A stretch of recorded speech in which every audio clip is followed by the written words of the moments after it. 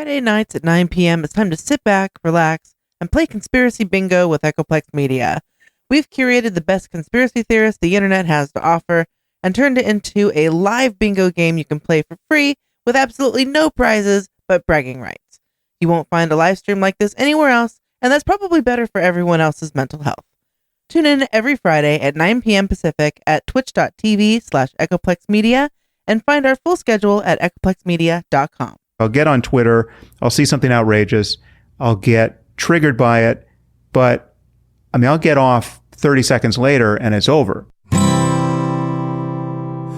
white and I've got everything I need. No one clutches their purses when they're in a room alone with me. And I can drive for any neighborhood I please at any hour, and the police don't do a thing. So if I see a penny on the ground, I leave it alone and fucking flip it. I'm a straight white male in America. I got everything I need. I'm a guy getting paid more than a girl with a degree. And I can walk down the streets after dark, no one wants to rape me. And I can get a girl pregnant and just as easily flee. Just like my straight white male dad did to me. So if I see a penny on the ground, I leave it alone and fucking flip it. I'm a straight white male in America. I've got all the luck I need. I've got a pile of broken mirrors and I'm walking under ladders and I'm spilling tons of salt, but to me that doesn't matter, cause my skin and my gender and my orientation are the best things to have if you live in this nation. I recommend it highly.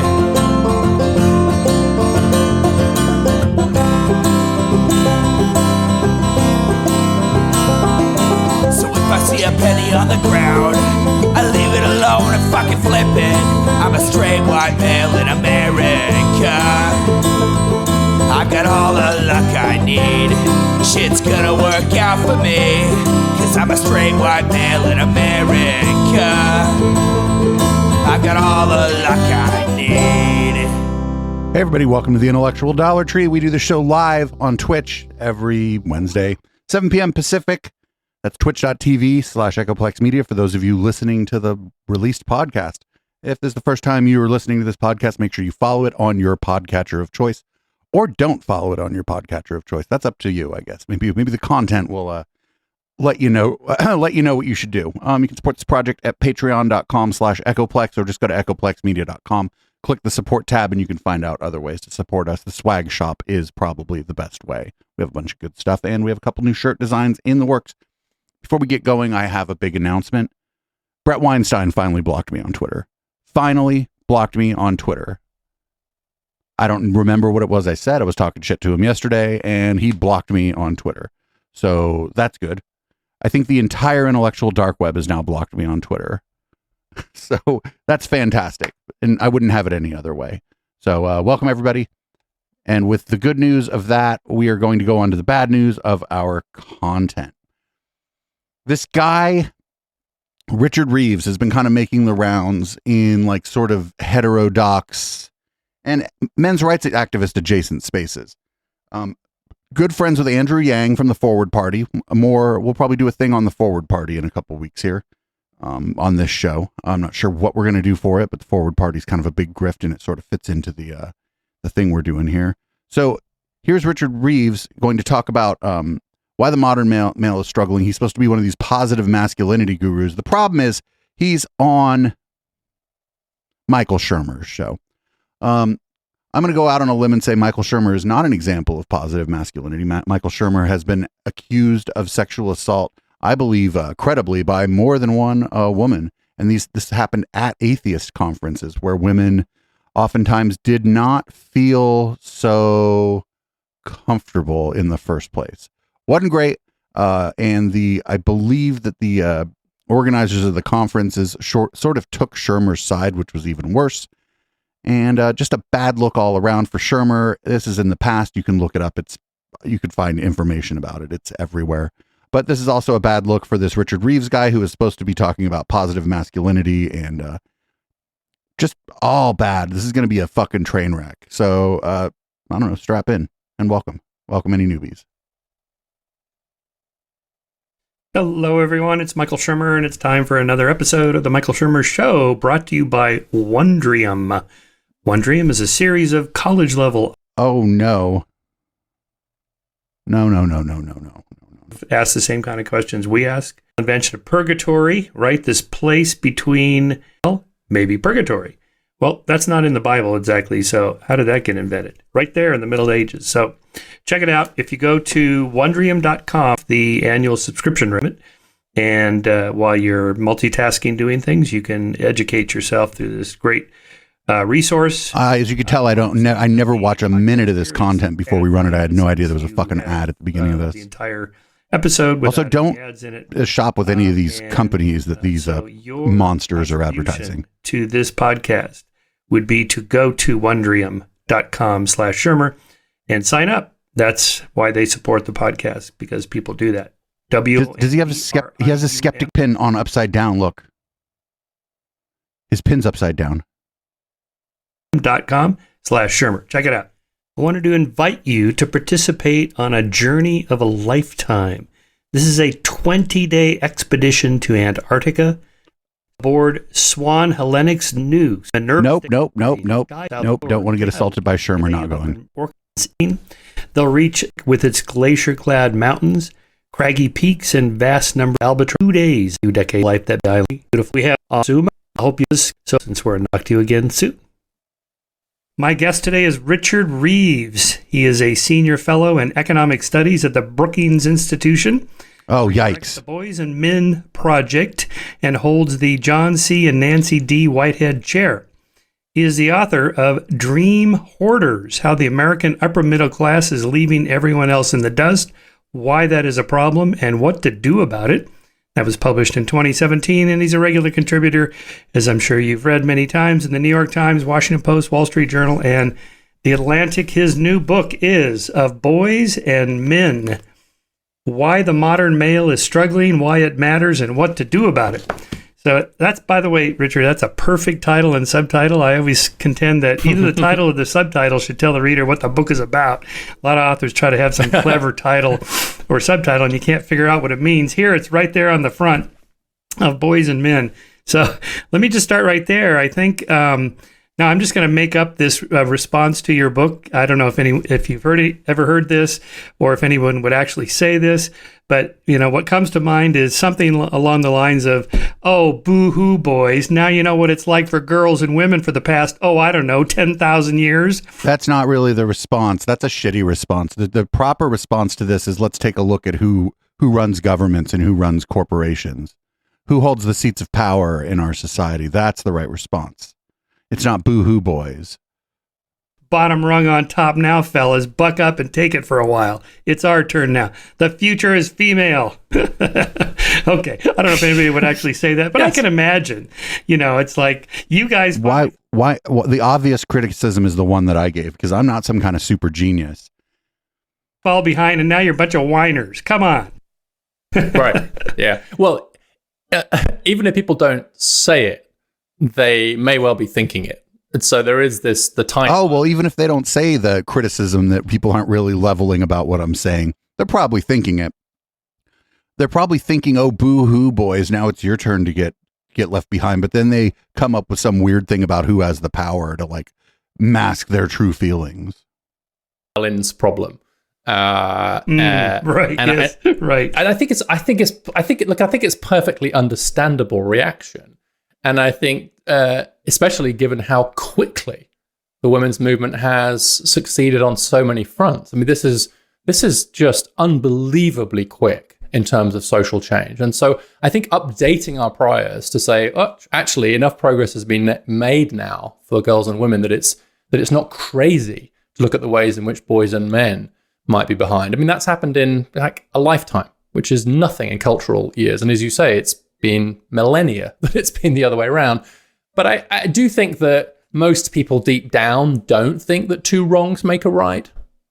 And I don't think that many feminists really see the goal is to have 10,000 years where boys and men are doing badly, then we call it evens, and then maybe we move to this. Well, we're not going to be around for 10,000 years here. We can't call it evens, even if that's what we want. I don't think many really think you get like 100 here if you're lucky. But I do understand the instinct, though. I mean, and I do think there is a lot more to do for women and girls, and you've discussed it quite a bit on this podcast, that there are remaining challenges. But that's my reaction to that reaction.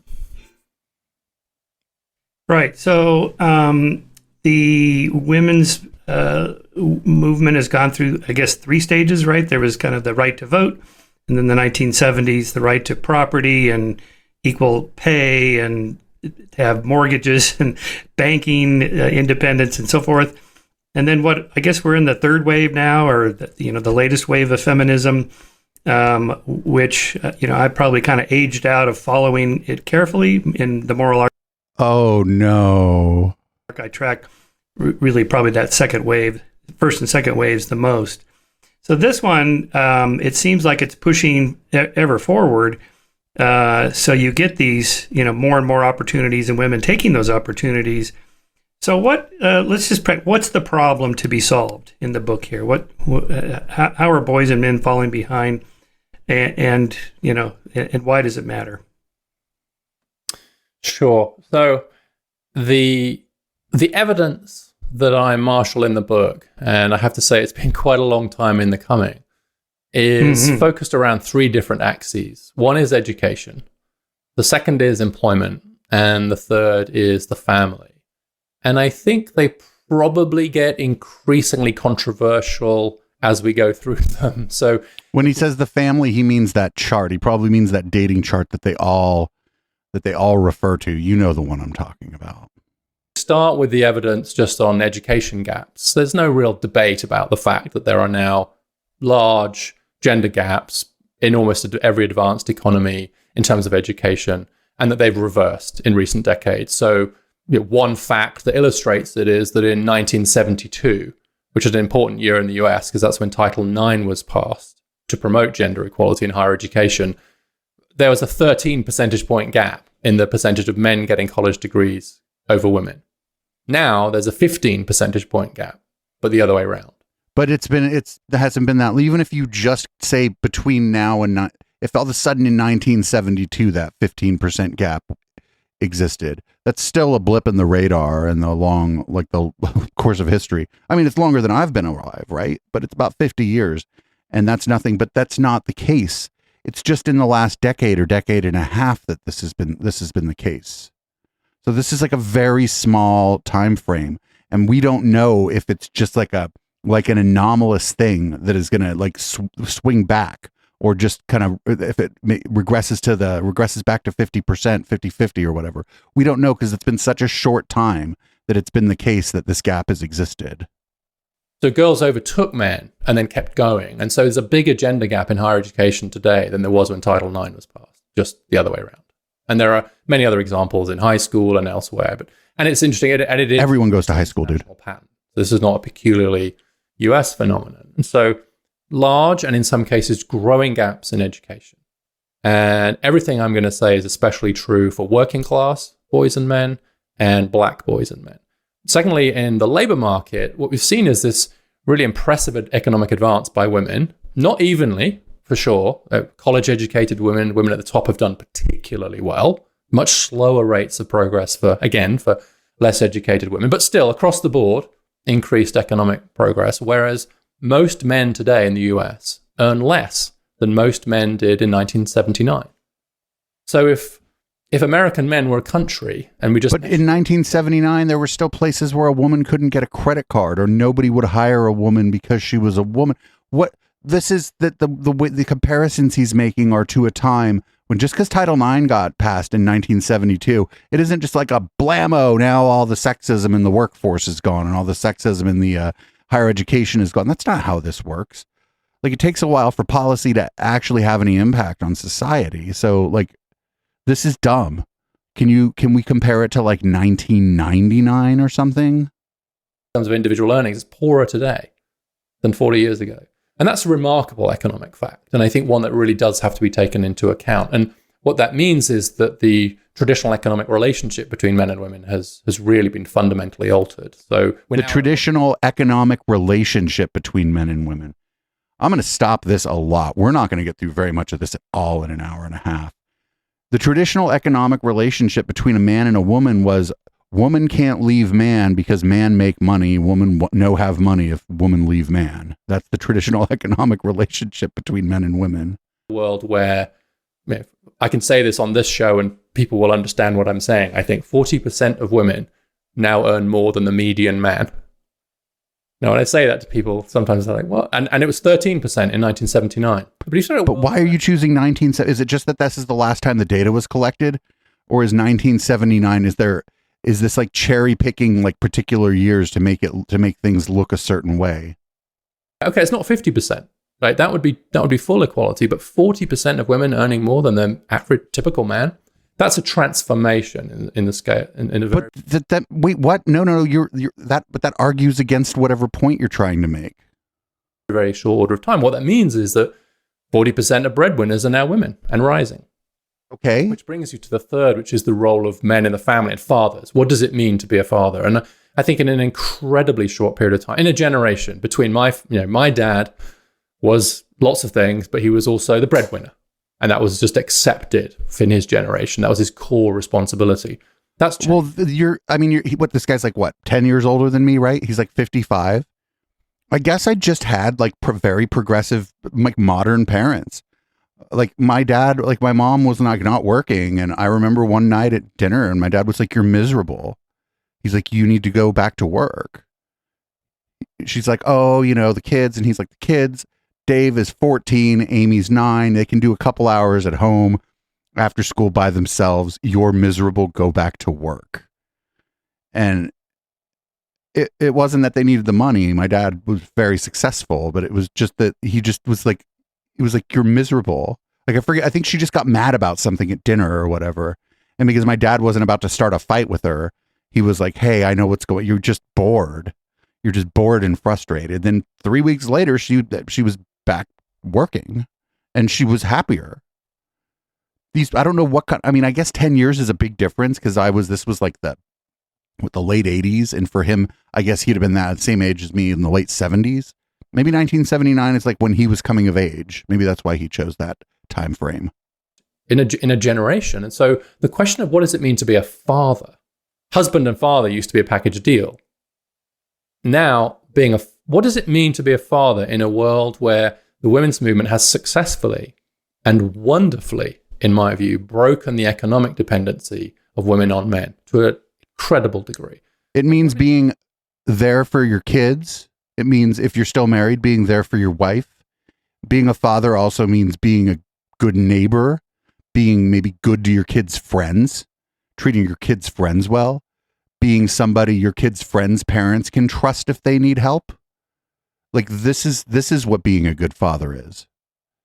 And it's never going to change. Those parts of being a good father, they better never change. Women don't need men economically, which was the basis for their oppression for the 10,000 years you mentioned. What are men for?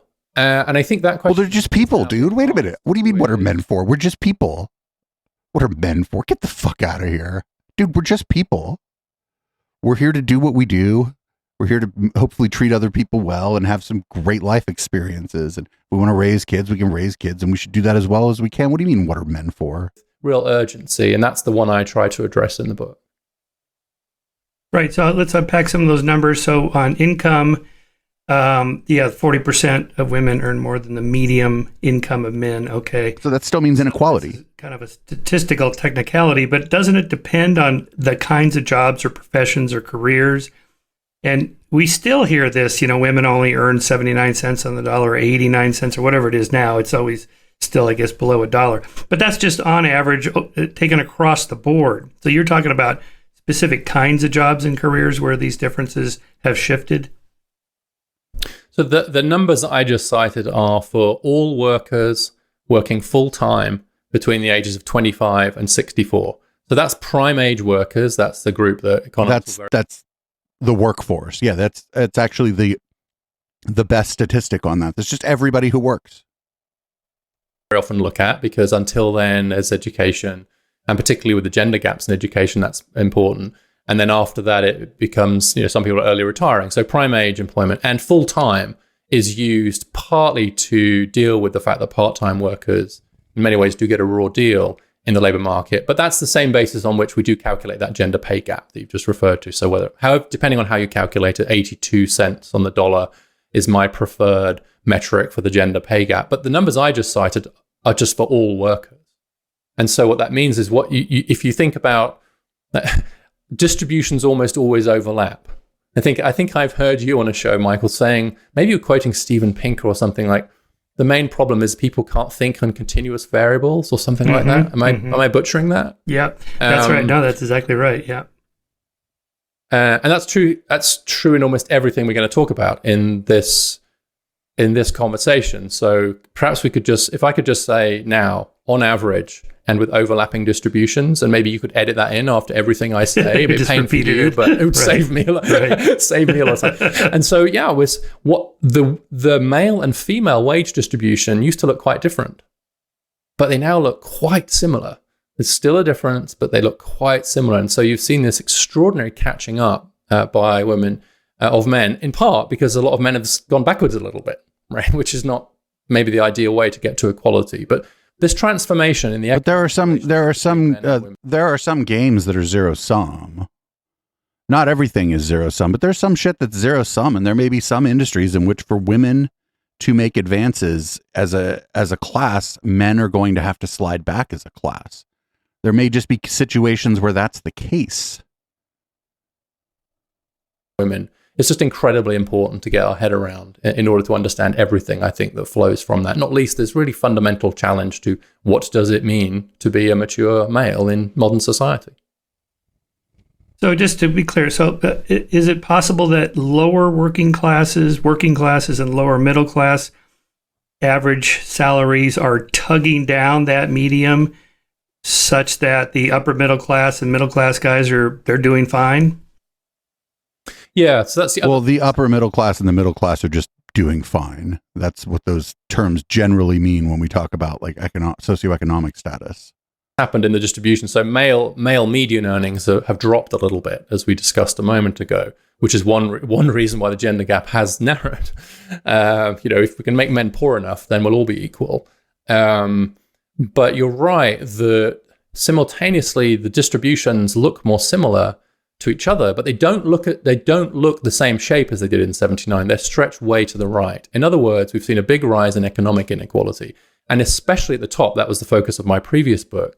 Especially this top 20% who've really just pulled away. And so men at the top are better off than men at the top were 40 years ago. It's just all the other men aren't. And women at the top are much better off than women at the top used to be. And so this cross-cutting of class and, of course, of race, which I hope we'll get into, really is terribly important right now. And so... this guy's probably got some problematic ideas about race.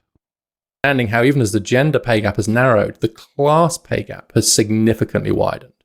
And then, of course, if you add on to that differences in family formation, what's happening is upper middle class women are forming households with upper middle class men, which means household inequality is really being turbocharged by two things. One, they're earning more, and two, they're sharing their earnings with each other.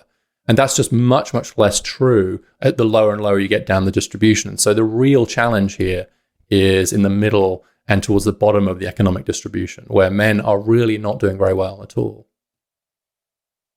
Right. So this income differences between men and women on average, I remember reading back in I think it was the 80s, Milton Friedman made the point that if a company could get away paying, 80% on the dollar, 80 cents on the dollar, wouldn't they hire more women? No, that's because Milton Friedman's an idiot, and it subscribes to an old idea of economics where, like, most economists no longer think this, to the credit of the field of economics. They think that everybody's just a rational actor, right? It's an old idea of economics. The new idea of economics is like behavioral economics, where we understand that everybody is not a rational actor, and that explains like a lot of the things going on in the economy. So if you have to go all the way back to like 1980s Milton Friedman, like this is this guy's a relic. He probably hasn't looked at any of the like more modern economic literature, and there's problems with that stuff too. Like, and I'm not an economist, right? But I know that the paradigm in economics changed to just sort of like get rid of the notion that everybody are just these rational actors going and doing whatever's going to make them the most money, because that's not what people do. Not as individuals and not as groups. Rather than hire more men because they could save, make 20% more of the profit. So how is it possible that there could be any difference unless the difference is explained by women working fewer hours back then because they had more childcare duties? But why did why, if you were married, did the woman have more childcare duties, Shermer? Come on. Like, why wouldn't you just share the childcare duties, Shermer? Different kinds of professions. I remember the example I think he might have used was like on average, if women doctors go into pediatrics, whereas a few more men go into plastic surgery pays more money than pediatrics. So on average, you're going to get a little bit of a difference, even though no hospital is saying, well, you're doing the exact same job as this guy, but we're going to pay you 80% less, something like that. But I haven't followed that too closely there in a while. Well, isn't that a problem then, that maybe the plastic surgeon is making more than the pediatric doctor? I'm not an expert on plastic surgery or pediatrics, but I know which one I think is more valuable and should be compensated for their fucking time better. Shit, man. Yeah, I mean, the work here, I think, to point to is Claudia Goldin's work. She's the Harvard economist who I think has done the best work on what's driving the pay gap now, and how that's changed over time. And so a diminishing proportion of the pay gap can plausibly be attributed to the kind of direct discrimination you're talking about. There's really very little evidence now that there's very much direct discrimination going on. In other words, paying a woman less for doing. Except that in a lot of the higher paying fields, like right now, like if you're not going to be like in the C-suite, or if you're not like old money or whatever, and you want to make a ton of cash, you got to go be a software engineer. There's a male dominated field. It is just a male dominated field. We have HK on. It would have been nice to have him on a little bit to talk about this, because he said he has said, and it's just his experience, but I believe him. He said that he saw sexism and racism in tech. He said that some companies were better than others, and he said that the company that was the best that he worked in was LinkedIn, and maybe Meta when he worked there, or Facebook was the worst. But just like small little tropes about how women aren't as good at math, or that women in software engineering or engineering are like diversity hires, or that black people are diversity hires. That fucking tilts the scale. It can't not tilt the scale. Same job as a guy. The bottom line here is that the pay gap is a parenting gap. And that's most of the story now, is the differences in the trajectories of men and women post-children. And so if you look at the earnings of young men and women holding everything else constant, which is, that's something to discuss maybe, but holding occupation, working hours, education, so on constant, they look very similar. There's not much difference now between men and women as they track through their 20s. And then around the early 30s, the women's line just plummets and the men's line keeps going up. And so that's because they're not getting promoted, you dumb fuck. It doesn't take much investigation to figure out what's going on there, and good studies have investigated that. And what you see is just that becoming a father has very little effect on men's earnings. In fact, if anything, might bump it a little bit, because men who are fathers take on more overtime, for example. But it has this dramatic downward effect on women. And so, then why is that? Because like, to actually have the baby and like have some time off to recover physically is a year max, and in the grand scheme of things in your career, that ain't much. And now we're offering men a paternity leave, so that doesn't make sense either, except for the fact that we still live in a sexist society where, all things being equal, women are expected to be the primary caregiver of a child when there are two parents. single biggest reason now for the gender pay gap is these differences in the division of labor in terms of raising children. That's the big story. There are other factors like occupational segregation, which you've already alluded to, which is that women tend to be in lower paying professions. That's another. But why are those professions lower paying? But the big one is parenting. That's where things kind of are landed in terms of the literature now. Because once we start talking about professions, the word profession means something different than job. And I should say, actually, that I think I have this great study in the book which looks at drivers in Massachusetts, train and bus drivers doing exactly the same job, highly unionized, and it's a great study because it's able to control for pretty much every factor in the same employer. And you do see the pattern I've just shown, which is it's parenting that does it, and that's what explains the pay gap. And so, well, then why? But then we still have work to do. Drivers who are men choose less social hours, work longer hours, do more overtime. I'm not sure, like doing the laundry and like taking care of the kids and taking the kids to soccer practice. Okay, at soccer practice, you might get some time to socialize with other adults. Which, by the way, is probably a deliverance for mom, right? If all she does is works and then takes care of the kids' soccer practice where she gets to talk to other parents, probably a bit of a deliverance for her. But still, like, why can't dad do that shit? Less than the women, and that difference is really about the parents. Once the drivers become mums, they do less overtime. They choose less antisocial hours. And under the union contract, that means they earn less. And so they can explain all of the gender pay gap in that very tightly controlled experiment through these differences in the choices that mothers and fathers are making. Yeah. And I mean, these aren't necessarily the choices that mothers and fathers are making. These are societal expectations. Those are at play here too. And those are stupid societal expectations. Yeah. So here it seems like, I don't know if you'd say it's the feminists that kind of push this narrative that the power, the action, where the goal is to get into the corporate world, get into business, make lots of money, and parenting is somehow less than that. But I always found that peculiar because, work is work. I like my work. I'm lucky, but I can only work so many hours. I never wanted to be a CEO or even a college president. I remember when I was, I'm still a college professor, but I see, the people that want to be. Where is he a professor? And presidents is like, why would you want that job? That's like a real job. These guys wear suit and ties. They work like 7 a.m. till 8 p.m.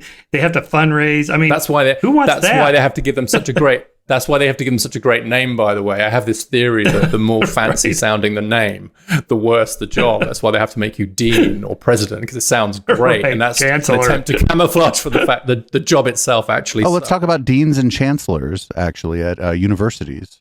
Since you were saying that the scales have tilted in academia towards women. Well, let's talk about the deans and chancellors of maybe the Ivy League. But yes. Yeah, and I know what some of these presidents and chancellors make. It's way more than me, but who cares? I'd rather have the time to ride my bike, play with my kid, write my books, whatever. I don't know. It's like, let's not just say, well, the average income, that's the most important thing, or the top incomes. It's not the most important. But nobody's saying it's the most important. We'll get to that when we talk about parenting, but that's... But in a capitalist society, it does matter. So the goal here should be, I guess, in terms of justice and fairness, is that women just have the option. You can be a parent, you can be a careerist, you can be a half careerist, half parent. You can just do whatever you want. Wait, what?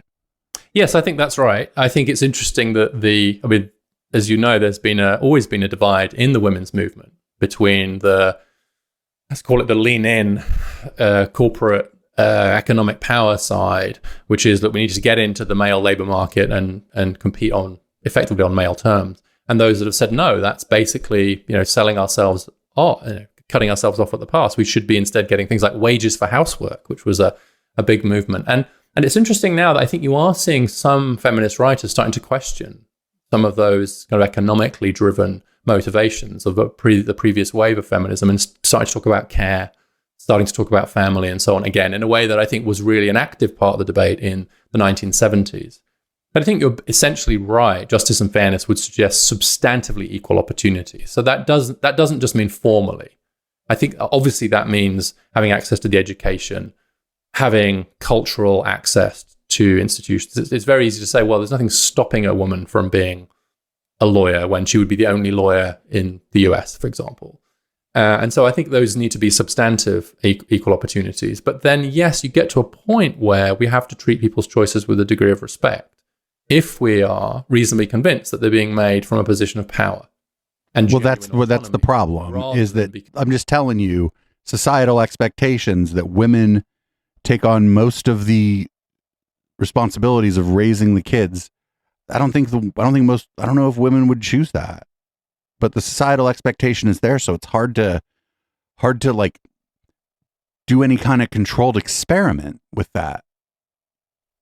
Because of a lack of power or because of socialization. Now, the first of those is easier to prove, I think, when you can see. I love Claudia Golden's work on Harvard MBAs, for example, where she shows just how many women who've got a Harvard MBA are working part-time when they have children.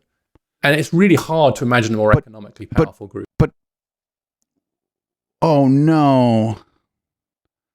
Like, if they're married to a man, couldn't their husband be the one working part-time? Oh no. Of people in the history of the world than people with a Harvard MBA. And so I think that's a good illustrative example where you can feel reasonably confident that those women are making that choice autonomously rather than because they've been forced into it or brainwashed into it. But it's not like the choices aren't complete autonomy or force and brainwashing. Like, that's not how this works. Influence, especially on a societal level on these things, is more subtle. It's just more subtle than that. So as we get closer and closer to substantive gender equality, then I think we have to start taking some of these differences in choices a bit more seriously, potentially as real choices as opposed to something that you've been brainwashed into. But that's that's impossible to prove empirically. And so I think that's where the argument is now. And so no one disagrees, for example, that women do more childcare, especially when the kids are very young. Parenthesis, that doesn't mean they have to do it when the kids are older, and that's a big part of my argument. But no one really argues about that. What a feminist, I think, would argue is, yes, that's because women are told that they have to do that. They're socialized into believing that they should. You were a little closer here when you're they're socialized into believing this. Yeah, the societal expectations are there. It's more of a nudge than a shove, you know? Very young children. And I think that's the real question. It's like, is that still true? And at what point would you start to be more confident that it was less true than it was? Well, when the numbers started to bear out something different. When the numbers were like, well, actually now almost an even number of men are working part-time when their kids are young. And this leaves out, same-sex relationships, but that's not what they're talking about anyway. I don't think they're denying those exist or whatever. And I would argue that we are getting much closer to that point now, especially when you see these very economically powerful women making those choices. I'm not ready to just say they don't really want to do that. Well, no, but if you're economically powerful, that means you have money. Like, when you get to the point where someone would call you economically powerful, I'm going to say that probably means that you have so much goddamn money, and that money is making money for itself in such a way that you never really have to work ever again. So that's at the very top of the layer cake. I can't assume for the sake of argument they don't want to do that, or indeed if a man chooses to do it. Yeah, there must be class differences in those kinds of options and choices as well, per your previous book. Mm-hmm. Barbara Ehrenreich just died. She wrote that famous book, Nickel and Dime. Yeah. I knew her. She was fabulous. Yeah. And, it's one thing for a Harvard MBA woman to work through her 20s and into her early 30s and then have children and then hire a couple of nannies while she goes back to her career and she has help and somebody to clean the house and so on. The nickel and dimed lower class and working class people, women, they're not doing that. They can't do that. Right. They're more likely actually to go back to work more quickly than the women with more economic power, which actually goes against economic theory. Economic theory is that the highly educated women, the opportunity cost of being out of the labor market is incredibly high for them. Every hour they're at home rather than the labor market is very, very high. But actually, they're the ones who stay at home most. Because they can afford it. And at the very top of the distribution, I bet both parents are kind of likely to quit for 6 months or whatever, or a year, like at the very top, when they have the option to do so. And this is where race becomes interesting too, because it's especially true of black women. The speed with which black women return into the labor market after having children is astonishing by comparison, especially to white women. And so again, you see these huge racial gaps. And how do you interpret that? And it's interesting because, from one feminist perspective, you might say, well, that's great. They're not allowing having a kid to stop them being active in the labor market. But I have to tell you, I talked to a colleague of mine, a black woman, and she's like, they're not choosing to do that. They have no choice, but that's not a choice. They're forced on them because either they don't have another breadwinner in the family or he's not doing very well. And so she actually, this is a very, very left-wing black woman, looked the white women in the room in the eye and said, I'd love to be able to stay home for a bit. And you can see that sort of everyone's category is getting scrambled at that point, because she was saying, actually, that's a privilege to be able to take that time off work and be with your kids. How gendered it is becomes the real question. Yeah, that is the question, is that it's gendered. It's I just feel like I'm repeating myself, is that the societal expectation is that the woman is going to be the one doing that. And I don't see why a man can't do it. A man can't carry the baby, obviously. Well, a person without ovaries can't carry the baby, right? But after the baby's born and the person who gave birth is physically recovered, what's the difference if mom or dad is the one staying home? Like, really, what's the difference? And so there are a lot of people who are like, oh, it's hardwired, it's biological. And I don't find those arguments compelling, because they just say it's the way it's always been. It's like an argument from tradition, or an argument, an argument from tradition. And it's like, well, that doesn't mean it's biological. Just because we've always done something doesn't mean it's in our biology. Like, societal expectations are actually fairly powerful. Right. Okay, let's go through your categories. Oh, no, I was going to mention that study in Sweden where women, I think it was the country in which women had the most opportunity and least obstacles to go into STEM fields. And they still have a fairly wide gap between STEM fields and the HEAL fields, as you call them, health, education, and so forth. More people-oriented rather than things-oriented. So this shit again. Is that, this shit is it's like a dog whistle for women like to gossip. Boys from a young age migrate toward things, and girls migrate toward more people-oriented things. Anyway, but even if let's say that if we just look at toys are all things, right? So little girls want to play with different toys, but maybe mom and dad going and buying the doll for the girl and the truck for the boy doesn't mean the girl is more interested in people. That doll's not a person. It's a fucking thing. The truck is a thing too, but this is what the stuff Shermer's bringing up are really, really kind of older, I guess they would be moderate positions, but they're moderate positions from 20 years ago. To whatever extent that's true or false, we can just set that aside for a moment. It appears that when given the options, more women are still choosing not to go into STEM, even though they could. This is in Sweden, where the obstacles are low. So that's often touted as an example of, well, there might just be inherent differences in what people are interested in doing. We don't want to force women to go into becoming computer programmers at Google. If they don't want to do it, they don't want to do it. Who wants to be a programmer at Google? I don't. Right? I'm not good at that stuff. But the problem that he does too is the obstacles the obstacles he's talking about are basically institutional obstacles in education, obstacles in employment. But the other, it just leaves out again, the nudges of societal expectation. Is the societal expectation that women will go into healthcare but not surgery, but rather pediatrics and nursing? Is that the expectation in Sweden? I don't know. Are they, even if their government is, even if their laws are very, very egalitarian, maybe it's still a very patriarchal society in a lot of ways. I don't know enough about Sweden. And I don't think I don't think Michael Shermer took any time to look up anything about cultural attitudes in Sweden about what men and women should be doing. So same. I'm not sure, but I do again, think I'm not sure what I do think it's.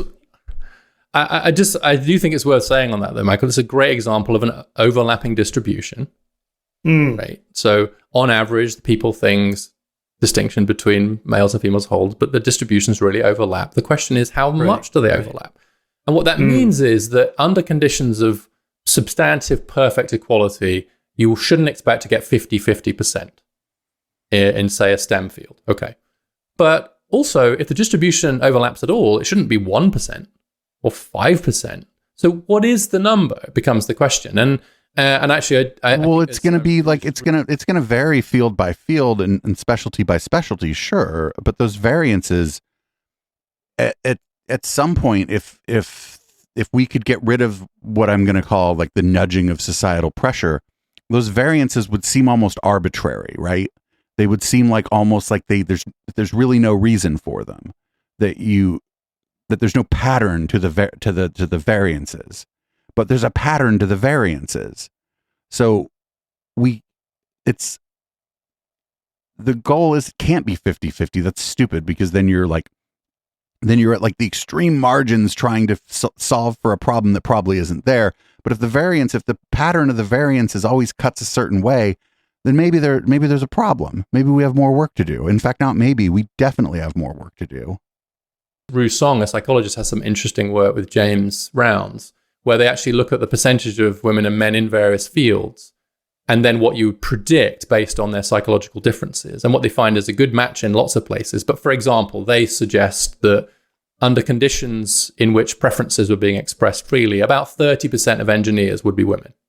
Okay. That sounds about right to me. Like, maybe it's 25%. But why does it sound right to you? Not 50%. But also not 15%, which we currently have, or 5%, which we had until recently. And so the danger is you get some folks. So we're starting to. It seems like we're starting to head in the right way. We're starting to head in the right direction, or whatever. On I don't know. 30% seems a little skewed, but like whatever. If maybe it would be offset in somewhere else, like in that industry, right? Maybe the engineers would be offset by the analysts. And it would be 65-35 the other way. And we'd be like, well, okay, it's sort of offset over here in this other part of this field. And maybe it would be in flux, and it would be kind of going back and forth a little bit over the decades and whatever. And we'd be like, this is fine. But as soon as it starts going towards where he thinks the ideal is, this guy writes a book about the crisis of boys and men. Like, does anybody else like see like why I don't like this? Why I think there's like some underlying problems here. I'd like to read this book, actually. I don't want to pay for this guy's book, but I'd like to read it. Maybe I can get it at like a used bookstore or something. Support my local businesses and whatnot. Conservatives who will argue that whatever the current gender inequality, it's explained by these differences. Well, is it?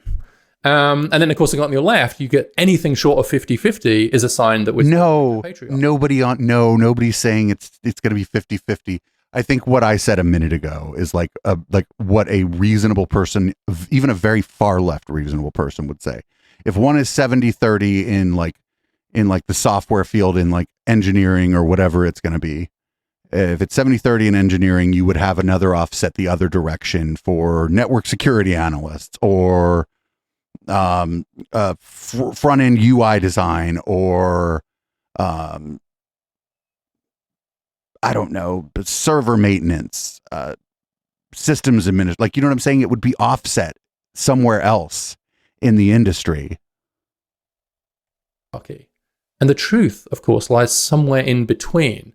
And it's just a very difficult thing to get at and say, how do we know when we've reached a point where we can be pretty confident? I'm sure that 1% of women politicians, for example, does not reflect real differences between men and women, or engineers, or fighter pilots.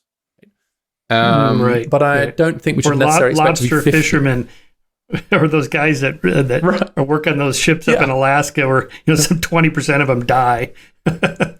Yeah. So that might be men, because men are like men are stupid. We do things like try to rope two ladders together to get up higher and stuff. But also we should do things to make those jobs more safe. Actually, the solution is to find out a way to go lobster fishing without losing 20% of the people that do that job. Or maybe, I don't know, just maybe if the lobsters are making it that hard to catch them, we go, all right, lobsters, you win. Yeah, there's fewer women doing that. Yeah. Yeah. Pretty much none. Yeah, that distribution, right. that distribution is probably, I mean, when it comes to things like physical risk, I think actually that distribution overlaps much less than the people versus things one. Now, again, I'm just made an empirical claim, which is incredibly hard to stand up, but we do know, I mean, actually, when it comes to like physical risk, there is no, because men are encouraged to take risks. We just are. You're manly if you're taking risks. That's just the thing that it's been that way the whole time I've been here. And my experience isn't unique. Really quite a stark difference between men and women, both in a positive and a negative way. So that distribution is not that the least risk-taking men aren't less risk-taking than the most risk-taking women, but the distributions. Ooh, this is starting to sound a lot like the race and IQ stuff too, like the way they're talking about it. Lobster fishermen. Look, if you said to me 20 years from now, it's still 95% men, with that high mortality, I wouldn't necessarily assume. I think 25 years from now, lobster fishing is going to be done by robots. That was because of sexism. I might assume that was genuinely because of differences in preferences and a willingness to risk your life. Yeah. By the way, just a couple of sidebars. I've noticed several books come on my radar. People that want to get their authors on my show, and I've seen reviewed in the New York Times, Wall Street Journal, and so on. These books about sex, female sexuality, and how the feminist movement back in the 60s and 70s sold them something of a bill of goods, kind of a male type sexuality, where you are reasonably promiscuous, you want lots of partners, and so on. And that planted in the minds of women, this is what your goal should be. But, and this is, again, a kind of an evolutionary psych argument, that, men's and women's sexual psychology are different, and that women are more risk averse for obvious reasons. And what are the obvious reasons that women are more risk averse, Michael? Violence and so on. And they're much more choosy and careful because, if they get pregnant only so many times, and you got to make sure you make the right decision. Whereas guys are, just plant your... Wait, no. You can get your fuck on and not get pregnant. We've solved that problem. As many places as possible. So I'm oversimplifying. But there seems to be several new books by young women in their early 30s saying, I lived the feminist dream and it did not serve me well. Just sleeping around, and it was hollow, it was empty. I hate myself for it now. But there's men who feel that way too, and they're not going to bring this up at all, is that sometimes men who sleep around are like, oh, I really wish I wouldn't have done that. I remember this one gal, actually, it would have been great if I'd have gone out with her. Oh, look at how happy she is. Come on. And actually, you know what? Being in love with one guy and getting married and having kids is not such a bad thing. So it's interesting how that kind of comes back to that old conservative argument, right? But wait a minute. No. That's just like getting older. That's just getting older. You just want different things in your 30s than you do in your 20s. This has nothing to do with women or feminism or the sexual revolution. Men are also more likely to want to settle down in their 30s. Yeah. Well, it's interesting how things come around. And I think Christine Ember, who I've had a conversation with, and Louise Perry, one American, one Brit, really pushing on this. And I think it's fascinating to see the growing backlash against, quote, sex positivity. And an interesting here's a little data nugget that just came my way, is that Gen Z women are consuming romance novels at much higher rates than previously.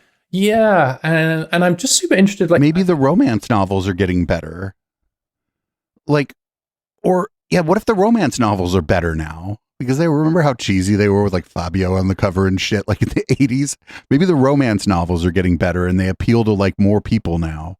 Maybe they're getting better at appealing to their target audience by not being this cheesy shit with Fabio and his fucking lioness locks of hair on the cover, standing on a fucking rock in a storm.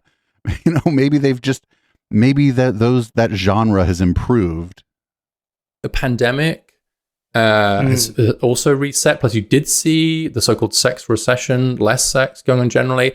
And I think there's a rethinking going on here. And again, sex, like risk, sex is one of those areas where there is an uncontroversial difference between men and women in terms of how far we're driven by sex. I quote Melvin Connor on that. But you've had David Buss talking about this. Wait, how do we know this? Are there like study? Is he like gonna like say why he thinks this? Because I could be wrong, but I vaguely remember, like, not too terribly long ago, they asked, like, how often do you think about sex? And men and women actually think about sex about the same amount of times any given day. A really good, really excellent episode here.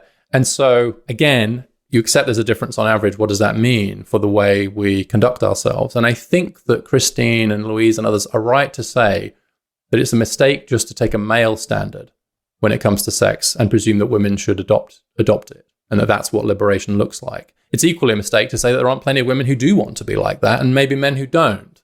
So again, it's back to distributions can overlap, but also differ. And I think one of the main cultural tasks of society is... he's like arguing the bell curve. This is the fucking same argument. This is the same argument as the bell curve. Like, you just change a few of the nouns out and we're fucking having the bell curve conversation. Find ways to accommodate those differences between men and women, particularly with regard to sex, and find a way to have social norms and institutions that can actually make the differences between men and women on average, overlapping distributions, make it productive.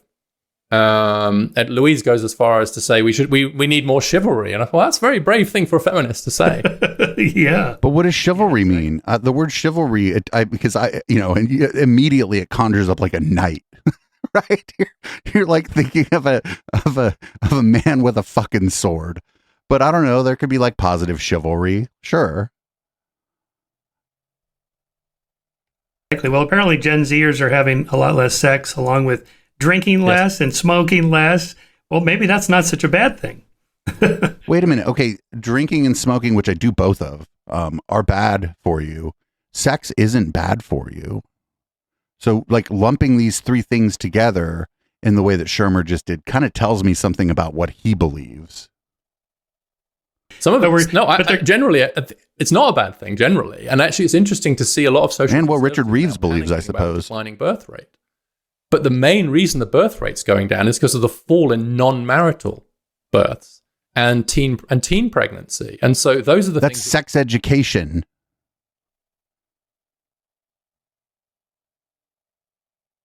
Sex education. Also, like, people are getting less sexually transmitted infections because of sex ed. That social conservatives were freaking out about 10 years ago. And so now they're freaking out about the lack of them, in a way. And so actually a lot of those norms of, like, the decline in teen pregnancy has been extraordinary in the last 20 years. Sex ed. Yeah. Especially among less advantaged groups. And so sex ed. I think the cultural moment we're in around femininity, masculinity, sex and roles and so on is really interesting. And I think we're having a better debate now than we were even just a few years ago when I embarked on this project. Actually, I'm happier about the world I'm launching this book into than I thought I would be. Frankly. Oh, good. But this is like a laundering of like some of the things that the men's rights movement and the incels are saying. This is like a laundering, and like Alex from the Q Origins Project said, like academic window dressing on the same kinds of things that were being said by the men's rights movement during like the height of the manosphere just a few years ago. I have an opinion, by the way, on this a problem of both boys and girls, but especially girls, teenagers cutting anxiety, higher rates of anxiety, depression, suicidal ideation, and so on. Apparently, it's gone up like double for boys and triple for girls.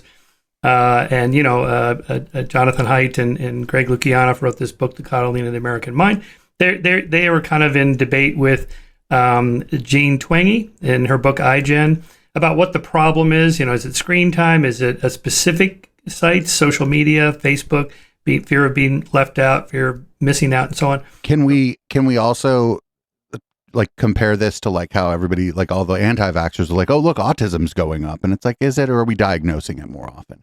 So is it Is it that the rates of these things are going up, or is it that because society, we've managed to some extent destigmatize some of this stuff?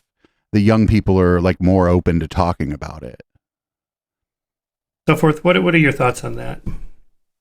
Yeah, I've done a little bit of work with John on this, and actually we're now working on doing some work together on boys. So hopefully some of that will come out soon, because he has been focused more on girls recently. And it's certainly true that depression rates have risen among girls. I think anxiety rates and other like ADHD and so on have risen much more among boys. And of course, suicide rates. I mean, I don't know for sure that it's because people are more comfortable talking about it, but it's like the same thing as like, would you say that there's more gay men today than there were like per capita in the 70s? Or is it just that you don't have to live in the Castro, West Hollywood, or the Village to be out now? You know, this stuff's real complicated because it's people, and people are like hesitant to talk about certain things, even anonymously, even if they're told that even if their name isn't taken down, people are still hesitant to talk about things. And as we destigmatize things, people are more willing to talk about them. So it would seem as though the rate's going up, but we're just better able to diagnose it. We're better able to get a read for it in our society because people are more willing to talk about it. I'm not saying that's the whole thing, but they may bring it up, but I'm going to guess they're not going to. Remain much higher among young men and boys and girls, at least 3 times higher among young men than among young women. Although they're highest among middle-aged white men, actually. And so again, these categories get scrambled. And for what it's worth, I think that social media is playing a much bigger role for girls, because social media is a way to facilitate interrelational bullying, to put it bluntly. I mean, girls are more susceptible to relational bullying, boys a bit more to physical bullying, which has declined hugely. And so I think to the extent that social media can kind of weaponize a natural tendency of like mean girls, to use that phrase, to be even meaner to each other, and to a bigger audience. I think that really is. More of the girls are gossipy. I mean, that's not what he's saying, but it's girls are gossipy. It's quite a different story for boys, partly because they use. Oh, and men gossip like a motherfucker. Just look at left Twitch. Look at the left on Twitter and tell me that men aren't gossipy. You know what I'm saying? Come on. Quite differently. They're much more likely to be video gaming than they are, for example, to be using things like Instagram and so on. Okay, this is not women and men or girls and boys or whatever play video games at approximately the same rate. This is incorrect. There was a whole Gamergate. The Gamergate was about that. It was about targeted harassment of a few people, and I don't want to diminish that part of Gamergate because it ruined people's lives. It like Brianna Wu, who is like well respected in tech, is still suffering, still being abused and harassed because of the ramifications of Gamergate. But Gamergate came about because women were playing games and are playing games at the same rate as men are, and men were fucking pissed off to find women in their space when all they were doing was playing a fucking video game. And it's less relational. It's more transactional. They're online activities. And so I think for boys, it's a slightly different problem. I think for boys, it's more about loneliness. It's almost the opposite problem. So it's more about a lack of relationship. So wait a minute. Bullying is the opposite of loneliness? What? If you're being bullied, even though people are paying attention to you, you feel utterly alone. And that screen time, for example, video gaming or pornography could be crowding out other forms of relationship building, which could leave many of those men more lonely. And so I think it's almost like the opposite, where girls are being... He keeps bringing up video games, but he's just wrong. He's just wrong. Absolutely fucking wrong. Are in relationships, which can turn quite toxic, but boys very often don't. They do lack relationships. And there's good work out of AEI's survey center on the growing loneliness, particularly of young men, and how young men are now, they're more likely to ask their parents for advice than their friends and so on. And so I think... that's good. That's good. There are times in my life when I was young that I should have gone to my parents for advice, and instead I listened to my fucking friends. My friends were like 16 or 17, just like I was, and didn't know shit about fuck because they were also 16-year-old boys. and I didn't think I could go to my parents for the advice I needed. If young men feel like they can go to their parents for advice, young men, teenagers, that's good. This is huge progress. Some of the stuff he's saying is undercutting what I believe like his main argument here is actually. I think it's playing out very differently for the two sexes.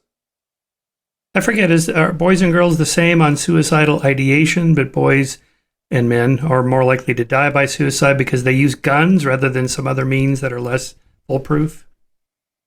Yeah, or just, I mean, the gap is similar in other countries, even when there aren't guns, like the UK, for example. So it's certainly true that it's certainly true the gender gap in ideation is much less, and may even be similar. And of course, which means there are many more attempted suicides relative to completed suicides. So whereas among boys and men, it is more likely to be completed. But it seems to be, I mean, obviously guns generally drive up suicide rates because they just make it much easier, to put it bluntly. But the gap in a suicide as opposed to an attempted suicide just hold internationally as far as I can see. And so I think that is something different about the mental health problems that precede it. Yeah. Your book is chock full of research and data and so on. Like, I love this chart here showing the moment at which women outperform men, or were making more appearances in colleges and universities. Well, it looks like around 1983 to 85, right in the mid 80s or so, is when they caught up. Let me just ask you just as a sidebar, because I really am impressed with the Brookings Institution as somehow maintaining political neutrality. It looks like you guys are kind of centrist. And I see you sometimes get accused of being conservative, sometimes being liberal. So I know you must be doing the right thing, because I had the same thing. How do you maintain that kind of neutrality? I mean, do you have like editorial meetings? Go, look, we're not going to get polarized here, even though we could raise more money if we wave the red flag. It's a big question for a lot of institutions right now, of course. And frankly, it's a big question for the Brookings Institution. Especially as the political world becomes much more divided. You know, if you're an institution that wants Brookings Institution is a center-right and you're in a political world which is increasingly neoliberal, divided, then the incentive that's an okay thing to be. Choose a team become greater, because if it gets harder and harder to get people on the other team to even listen to you, then why bother?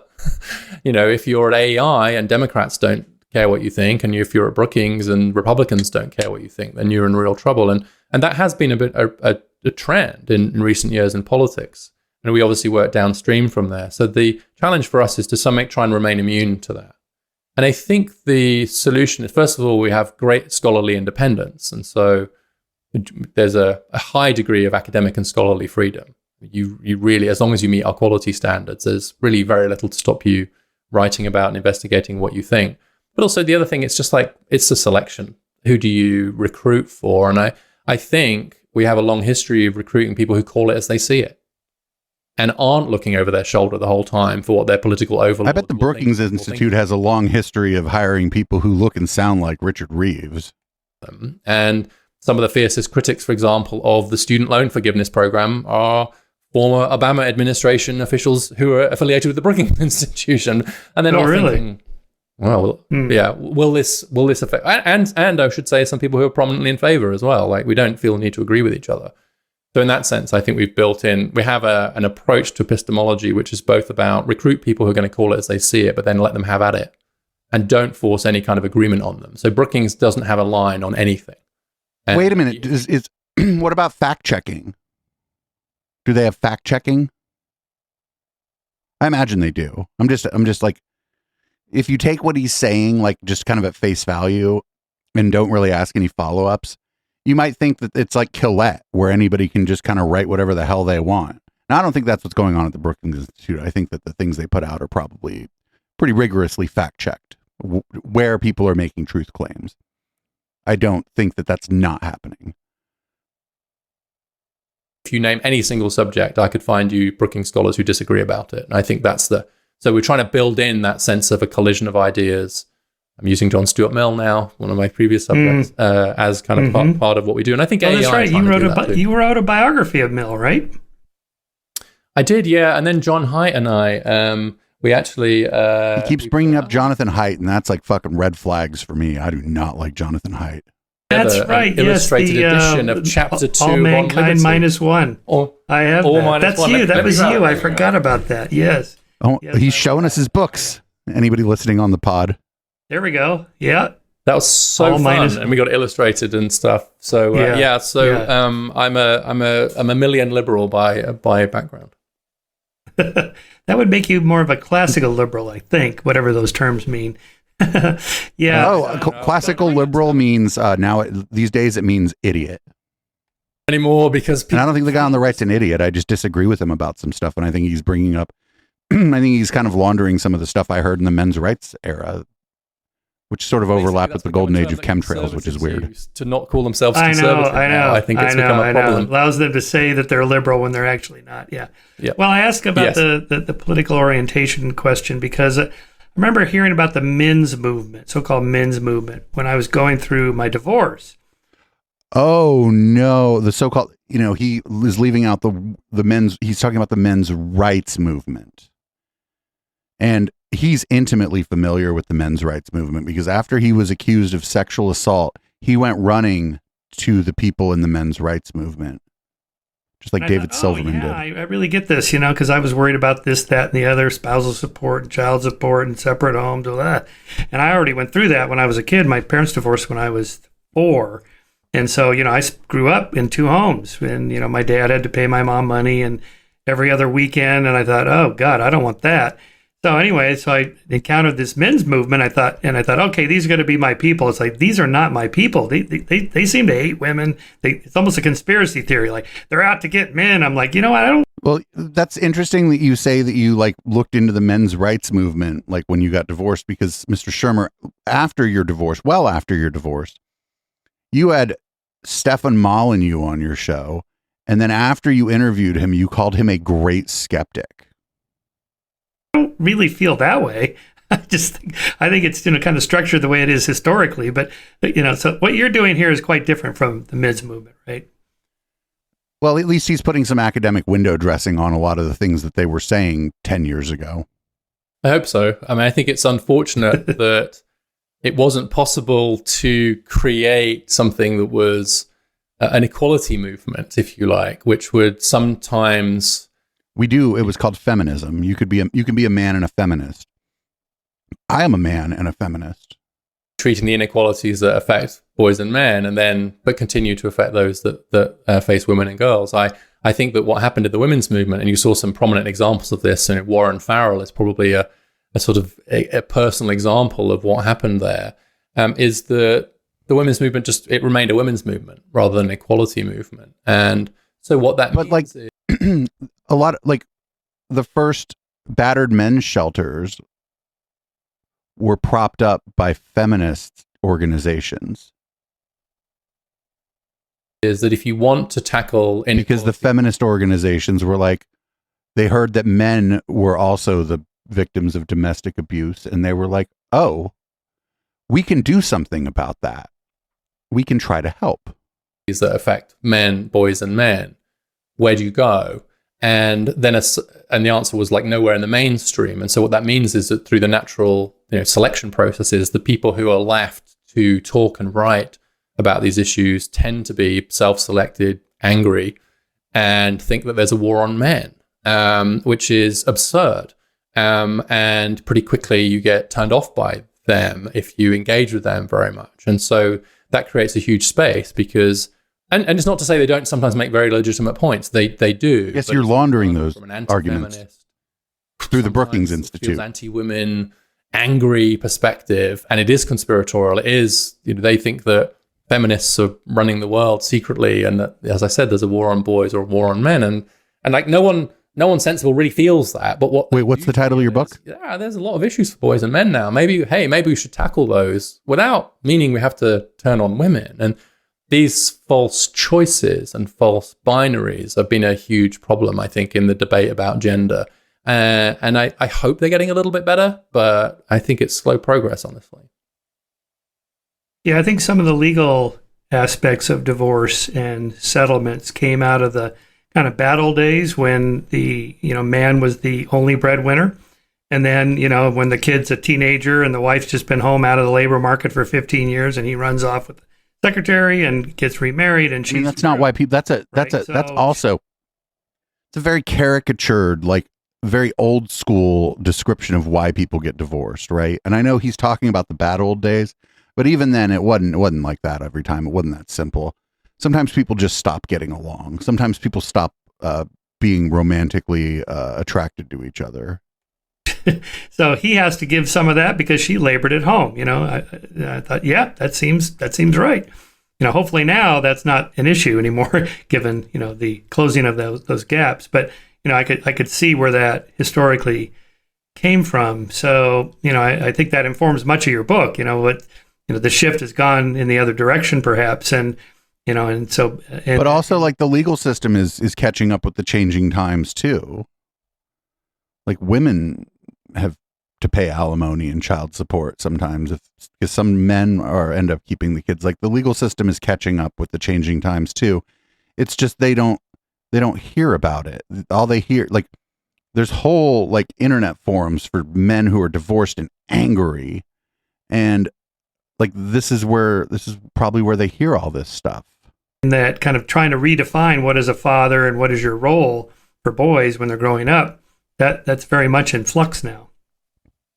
Yeah, I think the big point I want to make about fatherhood is to create a more direct relationship between fathers and kids. So the way I think about this and write about this is that in some ways fathers had an indirect relationship with children in the old world. So the mum had the direct relationship as the main carer and the dad had an indirect relationship as the main provider. So if you like, it's sort of corporate speak. God, I'm 45 years old, and that was not the way the house I lived in worked at all. Dotted line.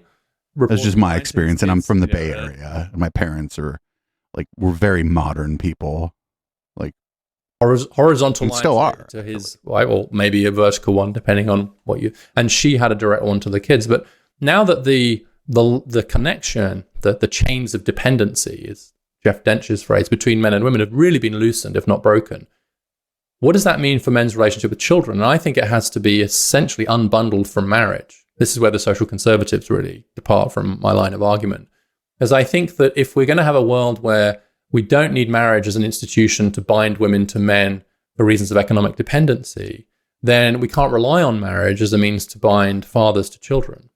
And so we have to find direct ways of doing that instead. And for married men, as you just said, Michael, the divorce laws have done quite well at keeping up, actually. And married men now get a third of the time with children after divorce. There are, only a minority of cases now are, mom-only custody, etc. So actually for married men, the system is not working too badly. The problem is for... Oh, shit, that guy just said what I said, that the legal system's catching up with the times. Yeah, he's not wrong.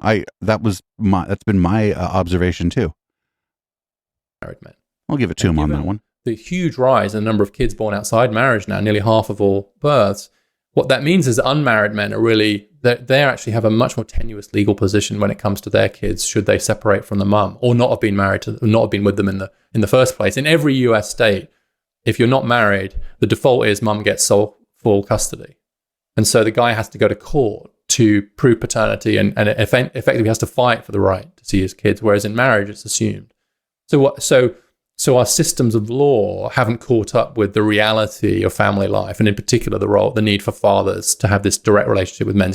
We don't want to bench men just because women don't need them economically anymore, because their kids still need them as much, if not more than ever.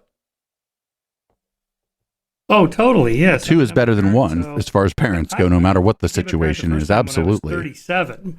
Barring one of the parents being abusive or whatever, I have to admit, if I was 27...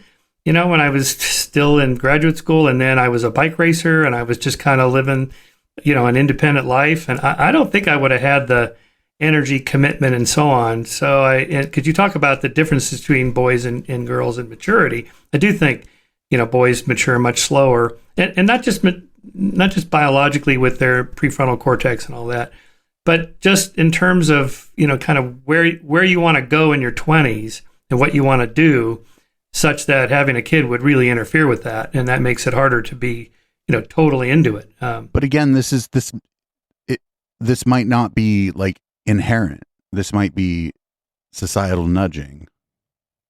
I never missed a single soccer game with my daughter, and I never wanted to miss a single day, even when I was traveling a lot. I'm not sure I would have been that way in my 20s, right? What's the research show on that?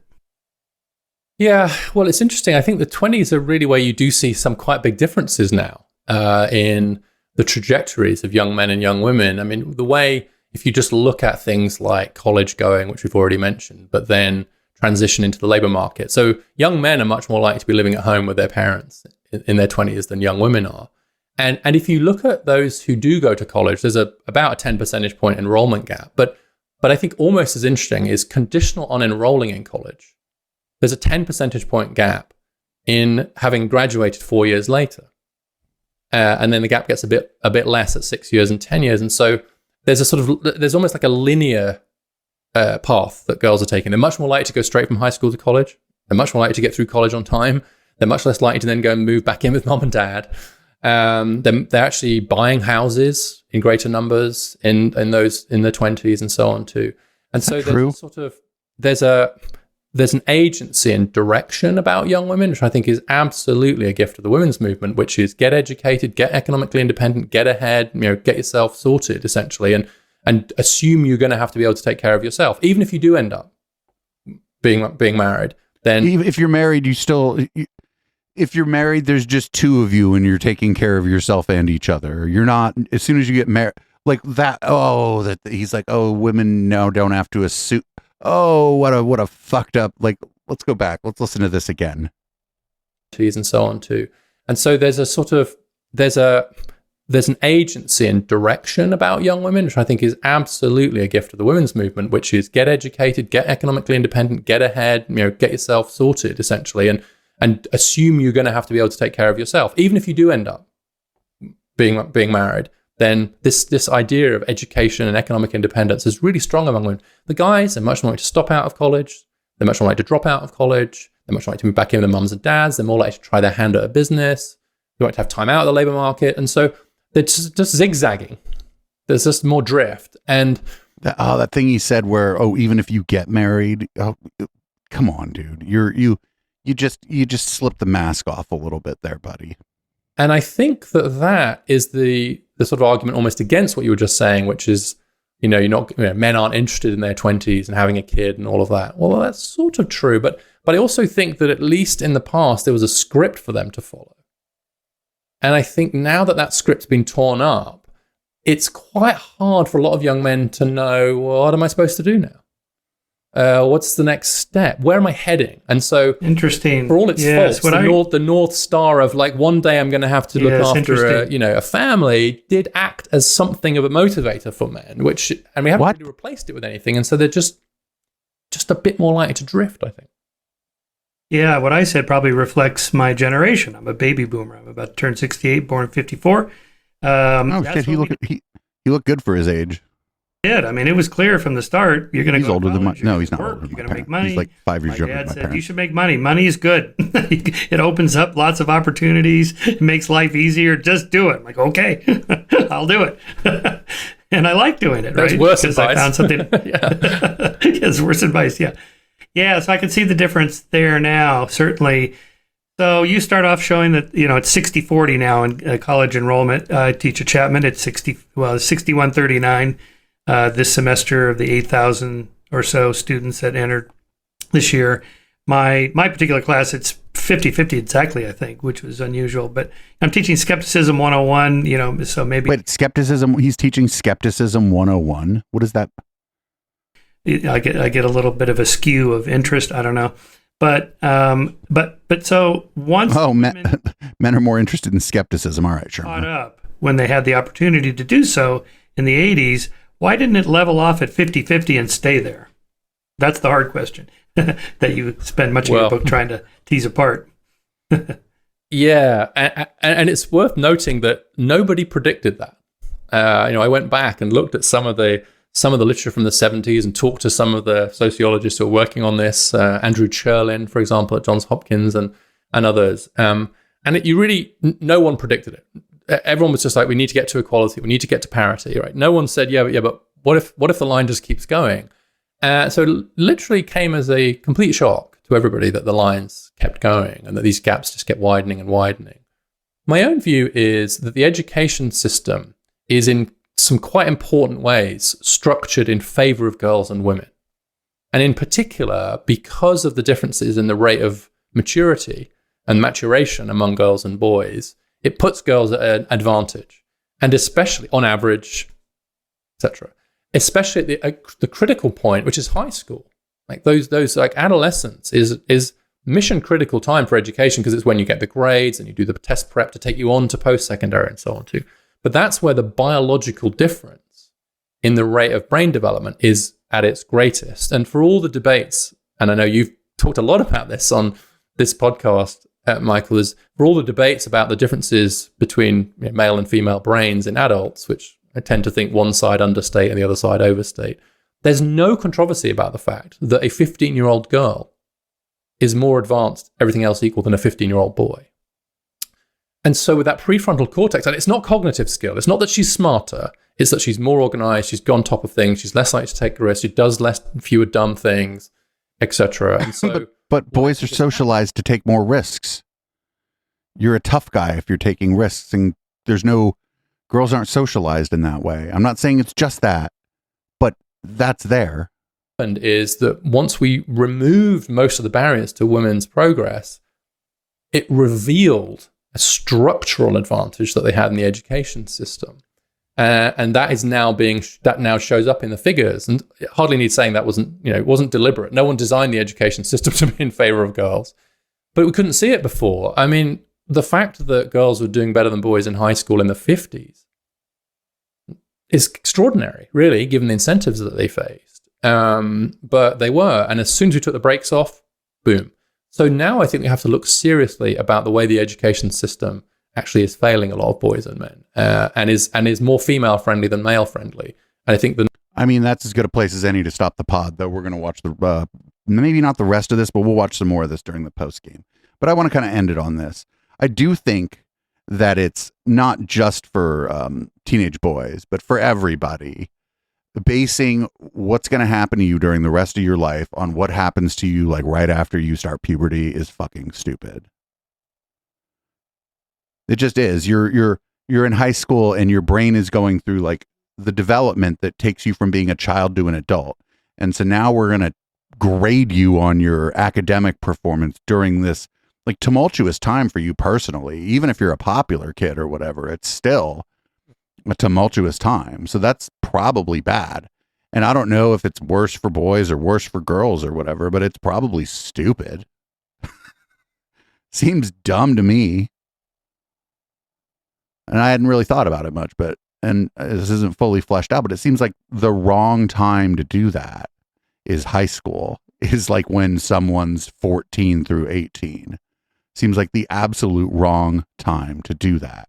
I don't know what the solution is, because after high school is then university, and we have this like competitive system of getting into university that's based on your performance in high school. But what if university was like when you go from middle school to high school, where there's a public university, and then you go to the public university that all the other people like, I don't know the answer, because there's something kind of cool about going away to university when you're a young adult. You're away from your parents, you're living on your own for the first time, and there's all that stuff's real cool.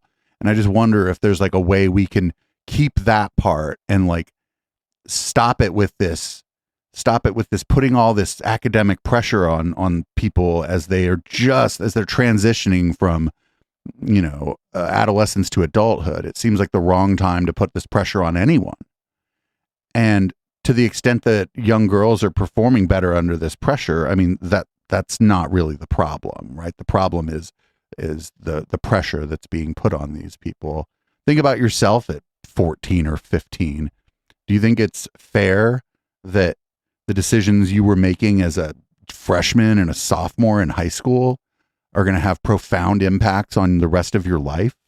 I don't think that's very fair, as long as you're not killing anybody, right? If you're just not doing your homework, like, why should that have this profound impact on the rest of your life, where the other kid that was doing their homework, they went to Yale and you don't get to go to Yale.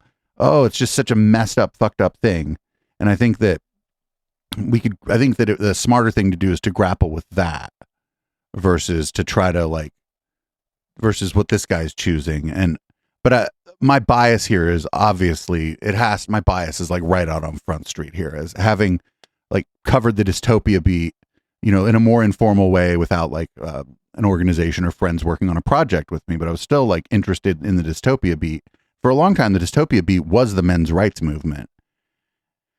And this guy's just not everything he's saying, but enough of what he's saying is a laundering and putting window dressing on the claims that the men's rights movement were making. And it would be much better if the Brookings Institute would take a look at the thing I just brought up, I think. Why are we putting all this pressure on people as they just get out of puberty, as they go from adolescence into adulthood? Why are we doing that? Whose idea was that? Did anybody ever decide that, or is that just the way it fucking shook out and we're not going to change it because that's how we're doing it? I feel like maybe if we could shift that even just 4 years, I think it would be better for everyone. Because I know I was still irresponsible at 18, but boy, was I irresponsible at 14.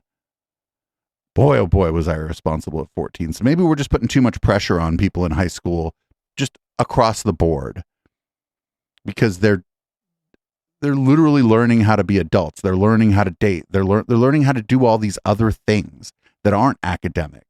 And if they're if that part of their life is tumultuous, then how are we going to expect a fucking 15-year-old to tune out their tumultuous personal life to focus on academia so that they can get into a good college? I think that's an unreasonable thing to expect of a 15 or a 16-year-old or 17-year-old.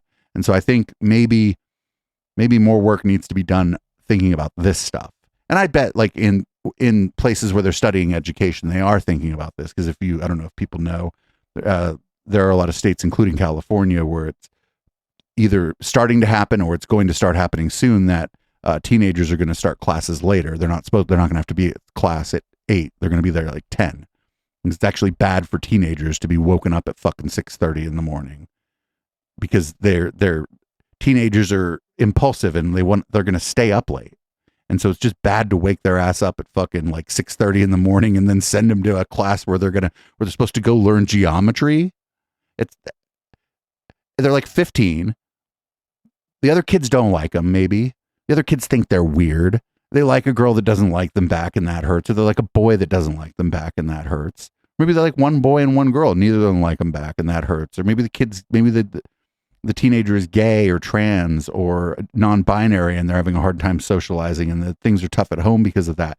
And now we're putting this, also you have to get good grades or the rest of your life is going to suck. We're putting that pressure on them. Seems fucking stupid.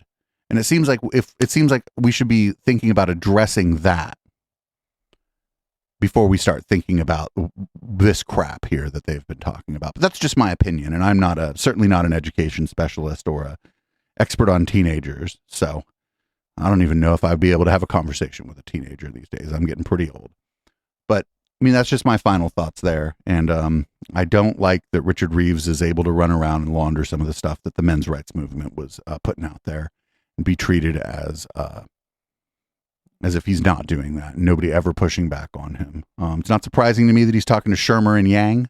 Shermer, because his history is what it is, and Andrew Yang has always had a strong contingent of men's rights activist types and fans of the Google memo guy in his audience. So anyway, that's been the podcast version of the show. Live listeners, stay put. As always, we're going to do some post game. We'll watch a little more of this, but I won't torture you with the whole fucking thing. Podcast listeners, thanks for tuning in yet again this week. Make sure you're following the podcast if you aren't already. Tell a friend about it. And if you've never done it, check out the show live on Twitch, twitch.tv/EchoplexMedia. And as always, this is Boomers by Periscope. I'm about to change the color of the lights, change the content of my beverage, and we'll be back with Red Light.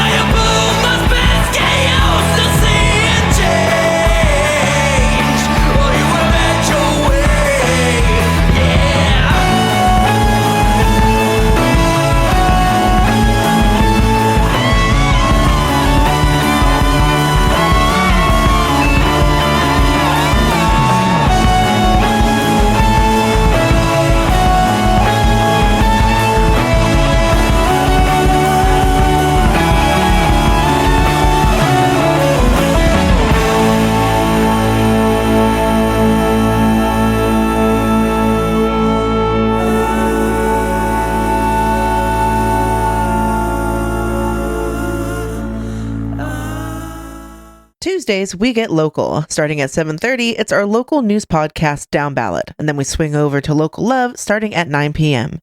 Tune in early to see what's going on during the day, then stay locked in to find out what's happening in local music and whose bands are hitting the venues for the week. It's a whole night of news and music right in San Jose's backyard, starting at 7:30 p.m. Pacific on twitch.tv/EchoplexMedia. Check out our full schedule at echoplexmedia.com.